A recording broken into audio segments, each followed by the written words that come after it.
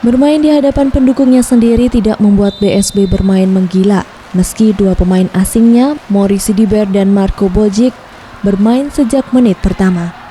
Tim tuan rumah mencoba melakukan tekanan dengan selalu melepas pukulan keras. Hasilnya cukup baik, karena anak asuh Victor Layan berhasil meraih angka terlebih dahulu. Tapi kedudukan tersebut tidak bertahan lama. Pasalnya BNI Taplus perlahan berhasil mengejar hingga set pertama jadi milik BNI Taplus 25-20 dan set kedua 25-17. Di set ketiga BSB langsung memperbaiki kekurangan. Terlihat permainan BSB lebih tenang dan langsung meningkat.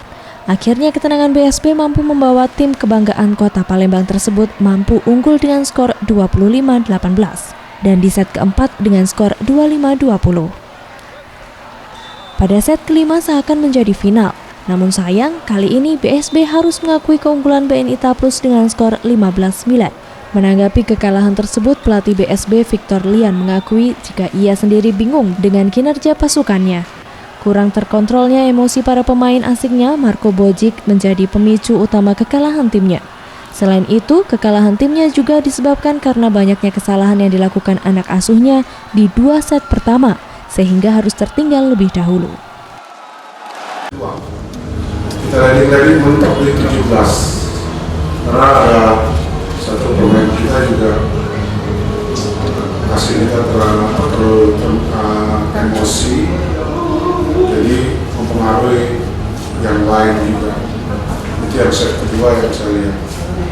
Set ketiga juga saya merubah dengan dua penggantian. Jadi kita selalu 3 serangan berhasil di set ketiga dan keempat. Set kelima kembali lagi ke pancing lagi. Jadi dia sempat kartu kuning, yang lain sudah mulai. Dengan hasil ini tim putra BSB masih berpeluang mengamankan 1 tiket babak final 4 dengan catatan harus mengalahkan tim voli putra Bekasi BVN pada Minggu malam 10 April 2016. Mega Dwi Handayani, Gusti Putus Mertayasa, Sriwijaya TV.